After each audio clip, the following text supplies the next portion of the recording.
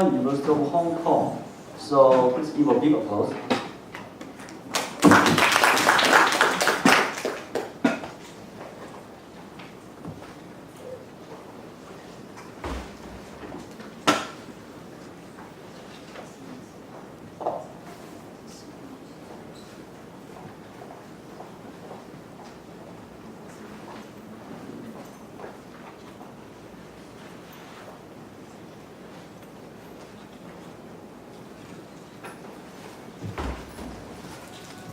Okay, thank you for inviting me here, and since it's getting close to dinner time, I'm gonna try to make it a little bit concise.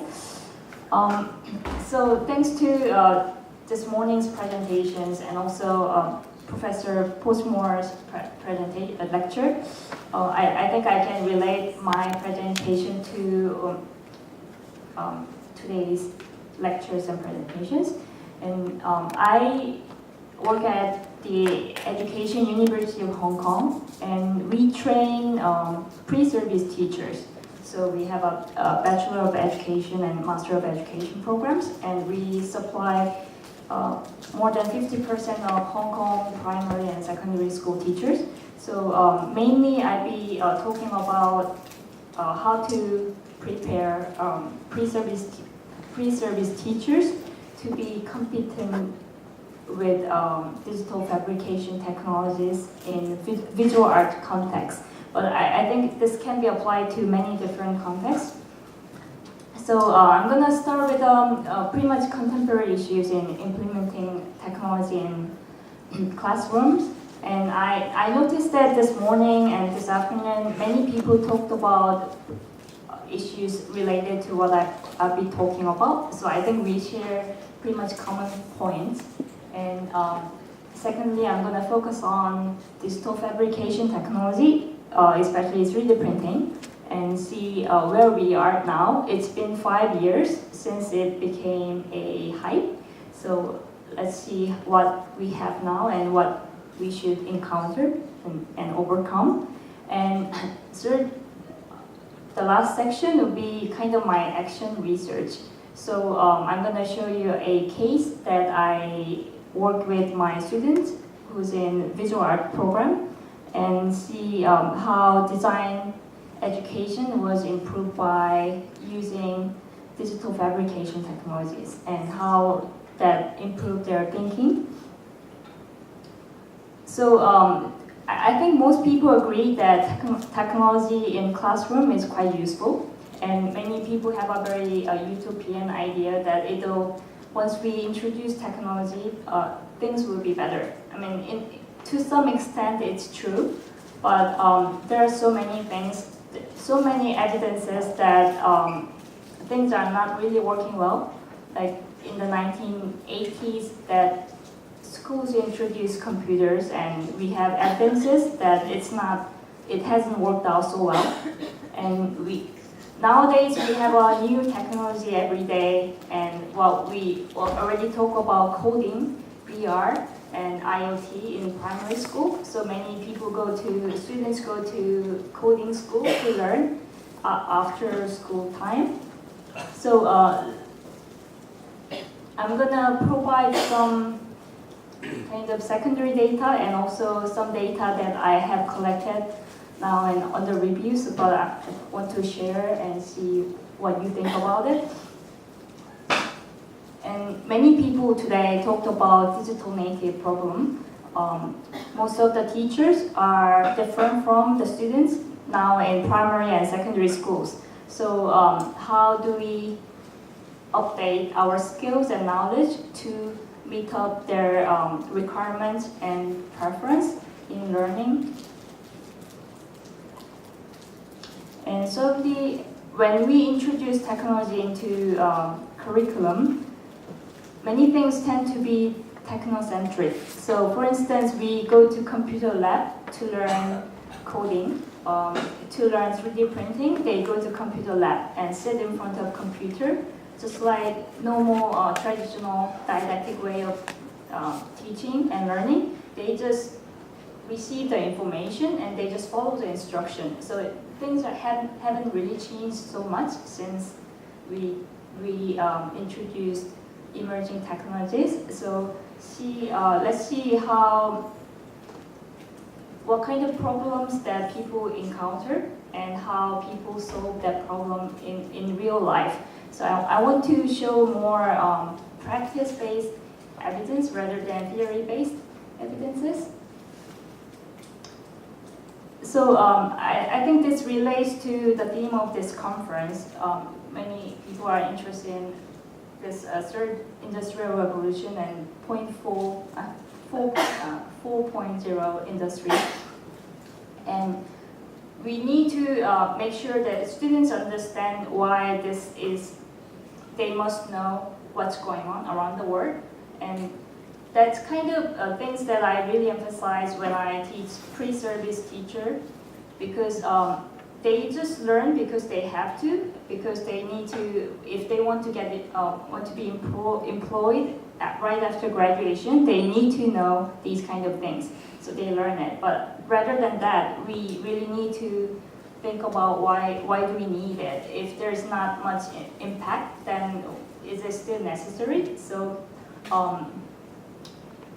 for instance, 3D printing, it has been a hype since 2013, since President Obama made a statement about this technology.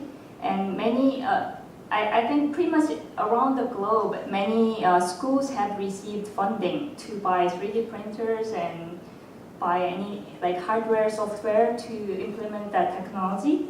But after 5 years, if you see a literature on 3D printing, things are not really looking so good. Even though we see many empirical evidences that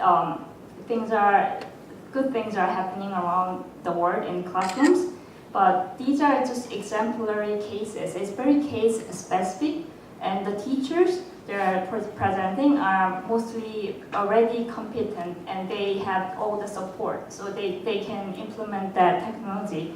But in many cases, if you really talk to primary and secondary school teachers, things are not really happening at all. There's a very slow uptake. So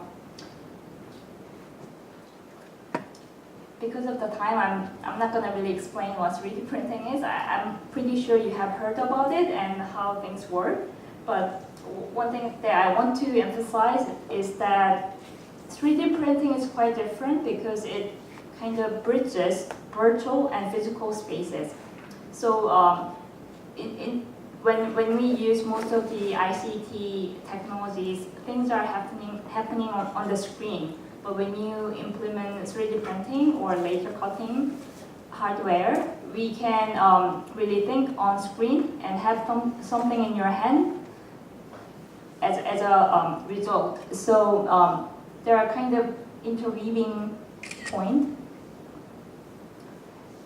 And if you ever have seen how things are printed on 3D printer, it's extremely slow. As you can see, things are built up layer by layer. So if you have something, if you start printing before the beginning, before the classroom time, you never get anything bigger than this big, and that's for only one student. So if you want to introduce 3D printing to your classroom, it's not really ideal as active learning. It's not really hands-on. Most of things are happening on the screen still.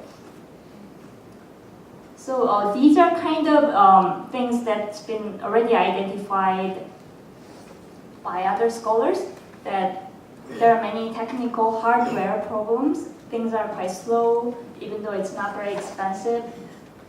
There's no one-to-one situation. Like even computing, things are getting better, so more students have access to computer. Pretty much everyone has a computer in their home. But 3D printing wise, there's no one-to-one. Normally, if I see a Korean case or Hong Kong case, probably 3 maximum printers per 30 students or 50 students. So it's never enough, and normally teachers don't have technicians or teaching assistant to support. So it's all a teacher's job to handle everything, maintain and operate those machines. So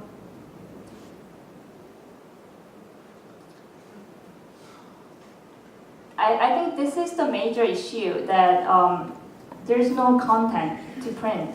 I mean, if you ever have worked with your students, it's quite fun, and there's a wow effect for the first 30 minutes, and after that they just lose interest because it's not like a magic machine that they have imagined. And the 3D modeling programs are easy enough to start with, but once you want to make something more complicated, it takes time. I mean, if you're a design student, they spend like at least 2 years to learn something, to make something more professional look. But for students, they don't have enough time to learn these kind of things. They only have maybe 3 hours for one-off lesson, or just one semester. And they're young children, so they have a quite limited skill, and learning curve is not very steep, but still it's not super easy. So what you end up getting is quite like a keychain. And Blickstein has named it as a keychain syndrome. So students just make it as a fun tool just to print something they have seen on TV. So they go to an online platform to find open source file about Iron Mask or like Hello Kitty, and they print.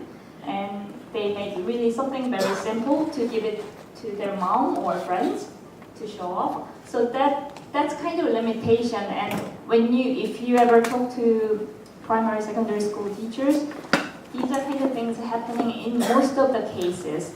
But if you see some literature, there's a really, really good cases that has a super outcomes. So that's kind of trick, the media hype, that they presented these kind of pictures to general public or teachers. So you can do these kind of things with your students. But that's really never going to happen in K-12 situation context. Maybe in design product classes at the university level, that might be possible. But these are not really printable using affordable desktop printers. So,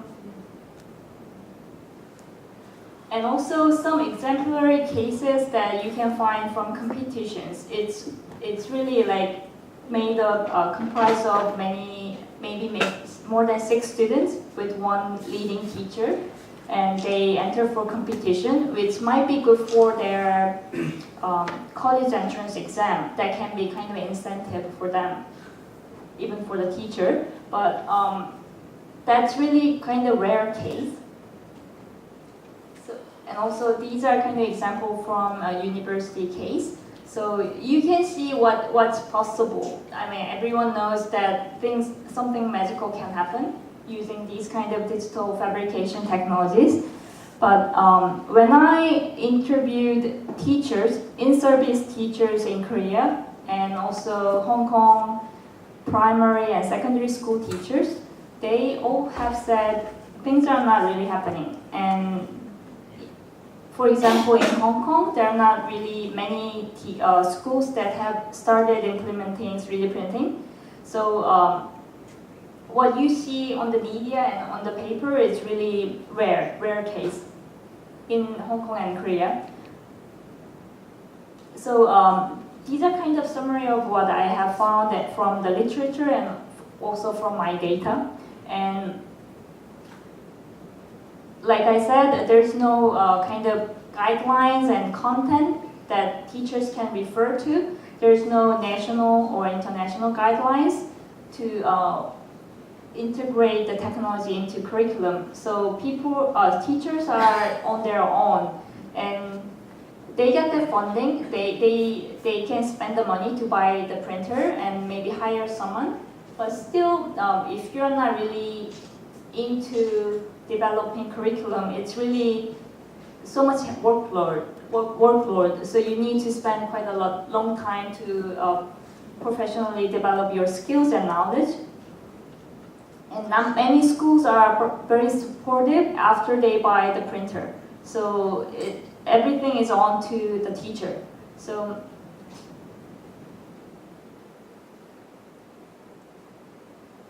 if you, I actually have observed classes for pre-service kind of 3D printing certificate program in Korea.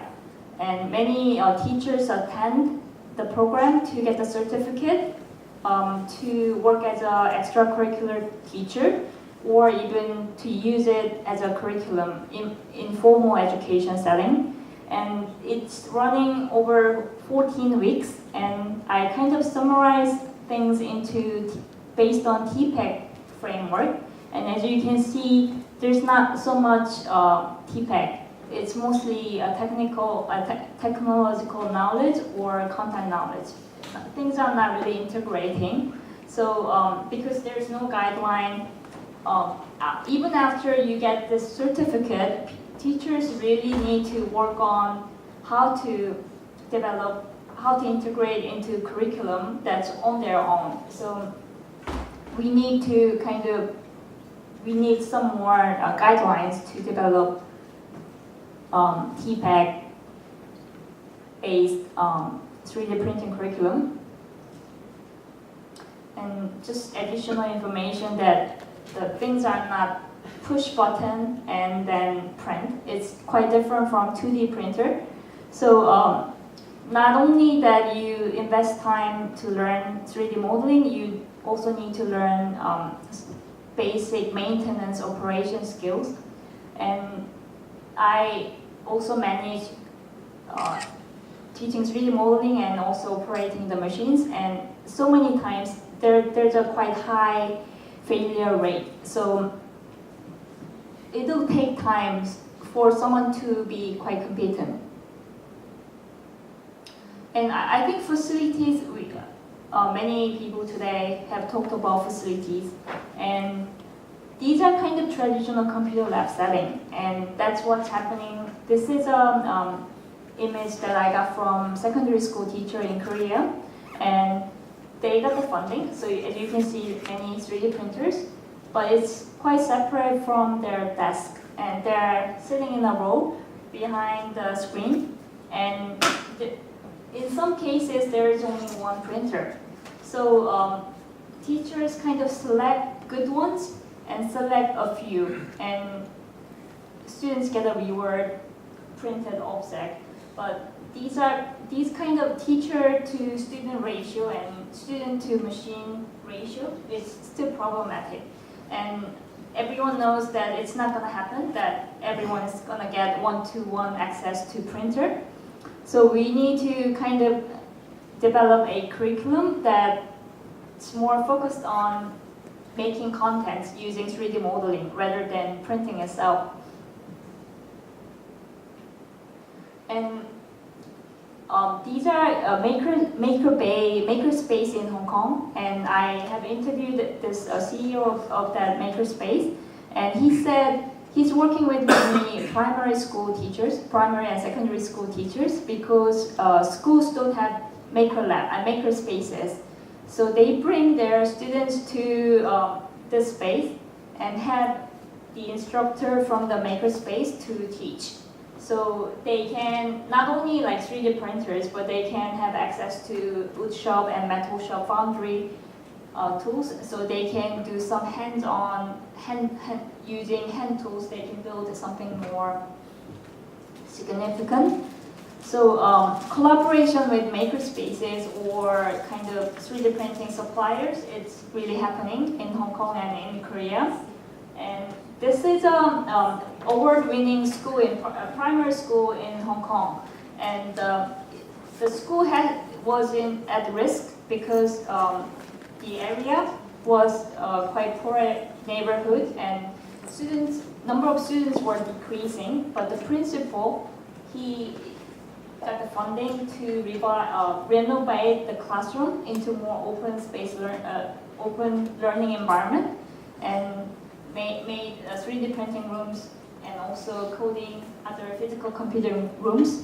So students have more access and more free time to, whenever they want to play, they can just go and more like, it's not like a formal education, but they can just enjoy, explore their ideas in there. So I think facilities are quite important, but it's not all about money. And the primary school principal, he said, it didn't cost so much money to renovate the room. It's kind of how to design and how to allocate the money to make things happen.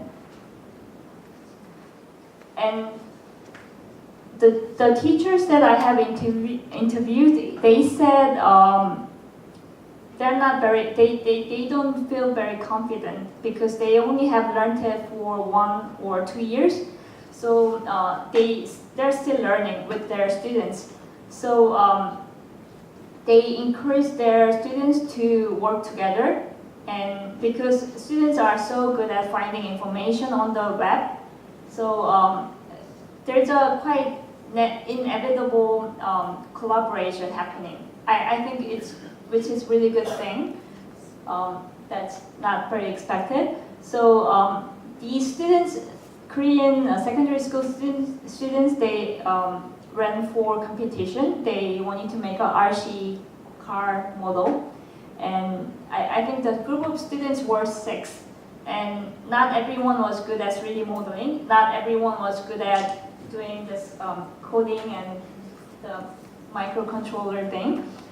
And one student was just good at decorating. She was good at making painting and decorating, so she did the job. And someone who was good at modeling, he did that job. So there was a quite good collaboration among 6 students, so they entered for the competition to make things work.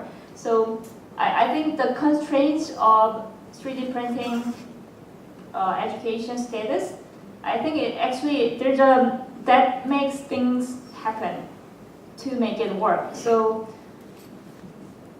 I think there's a good potential that we haven't really expected. And like I said, everyone is quite good at finding information, and people just go to the web and to find information, and they start sharing designs and ideas. So even if the teacher is not, if the teacher is not capable of showing good design, advanced design, they can show examples online, and students can be inspired by or motivated by these kind of new approaches. But one thing that teachers don't mention is the digital copyright ethics problem, that I haven't found any teacher who's emphasizing on that part. Because when I teach my students, at least 1 or 2 students there's a plagiarism issue. Like one day I went to a design store and I found exactly the same thing on the stuff. And I think she just got it from the online community and printed it. So I think this would be quite an issue in every technology integrated classrooms from now on. So I think we need to think about how to make sure that students know that. And also I found some opportunities in blended learning using YouTube instruction and also hands-on making session. Because teachers are not really confident to teach 3D modeling in Korea, there's really famous maker. She provides this 3D modeling session on YouTube, and pretty much more than 80% of teachers in Korea, they use that YouTube channel to teach basics of that 3D modeling program. So if you go to that YouTube site, there's a kind of Q&A. So she replies to any questions to teachers.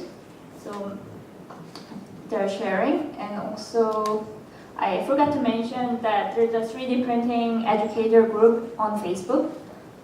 Quite many people are registered, and they share all the problems they encounter and provide answers together. So these kind of online collaboration is really happening among students and teachers. So I think there's a quite good direction happening there. And just some examples of secondary school and primary schools students examples in Hong Kong. And just want to briefly, how much time do I have? Okay. Yeah. You have 5 minutes. Okay.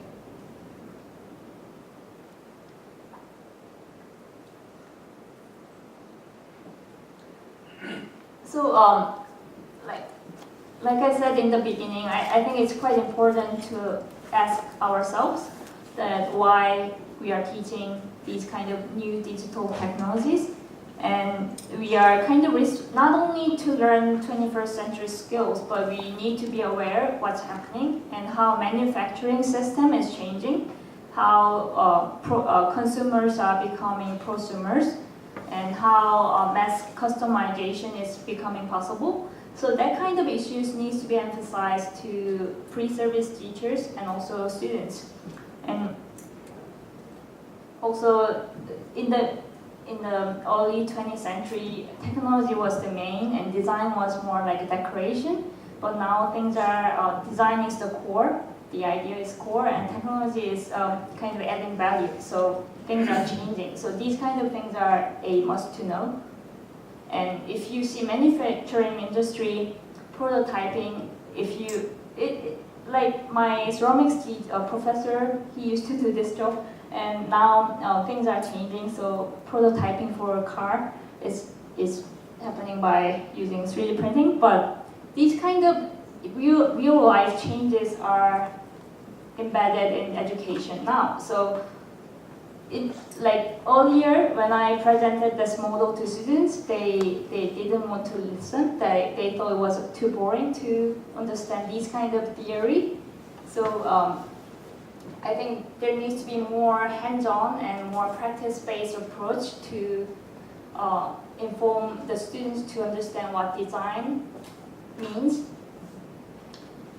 So some other issues in education is also quite important for us to know, and also for students to know that things are changing. And design thinking is not linear. So 3D printing made things quite flexible. Students can test their ideas quite quickly. So they design thing, print one thing, and if it doesn't work, then they go back and modify the design quite quickly. So that kind of flexibility make these kind of research and trial error processes more viable. So what I emphasize to my art pre-service teachers, students, that why we are learning 3D and why virtual, because art education is mainly about interacting with material and process. But if we lose that interactivity with physical material, it loses that value. But when we learn 3D concepts, we start with geometry. And we can do that by doing the same thing by using 3D modeling program. And things are more flexible. You can see things from many different sides, so you understand things more clearly.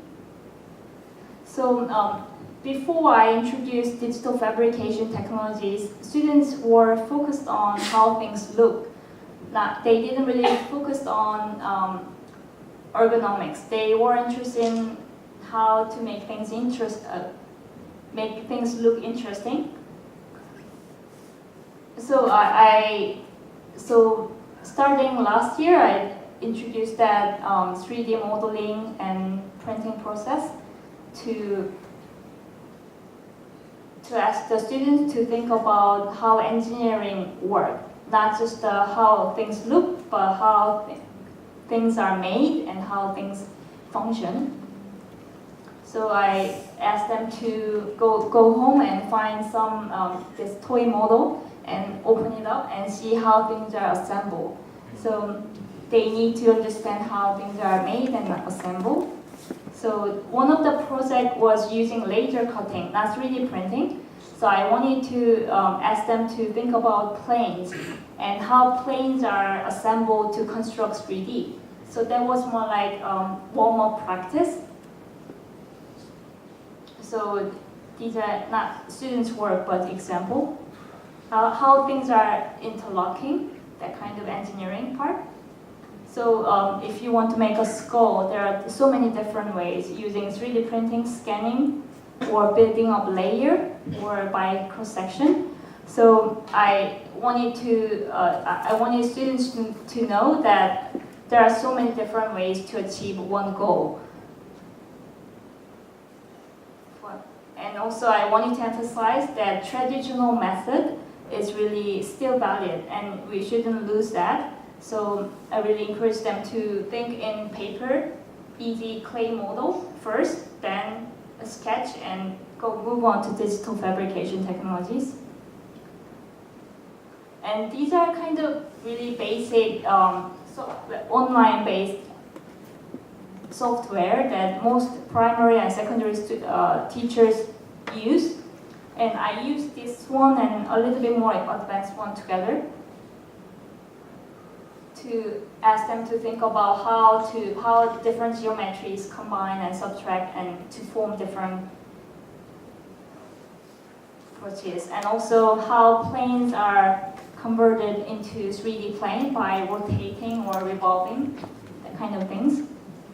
So things that takes time if you do by hand. So these kind of things can be done in 5 seconds. So it's quite quick to try. So lastly, I just want to show some students' work samples.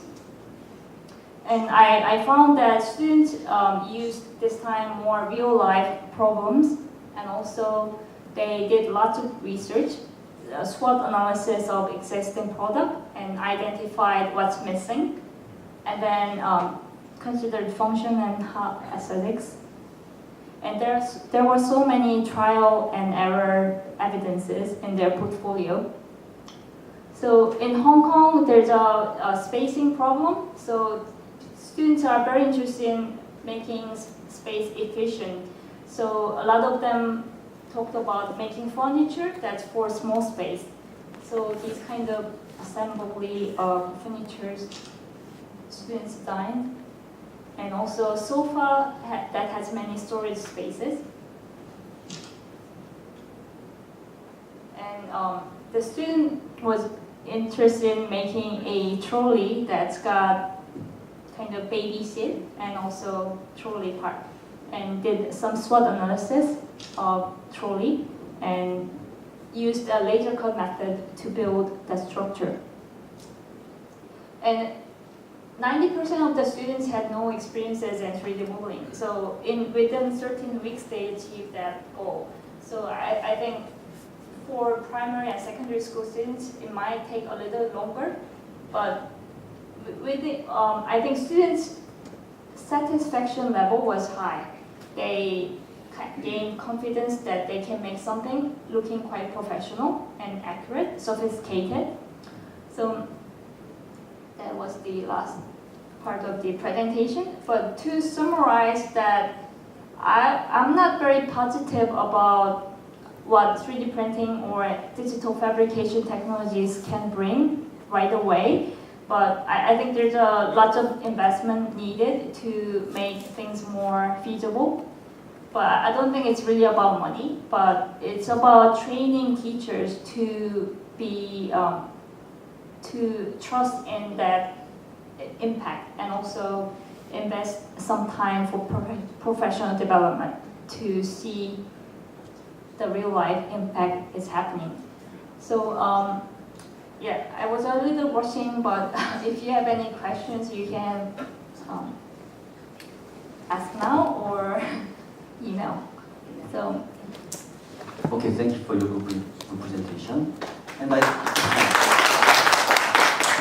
think our research fits very well into the theme of this conference, and we will have some questions, 1 or 2. Are there any questions? 3D printing is what I was going to get here. Professor 전영국. For your presentation, I'm curious about how, when you conduct the interview,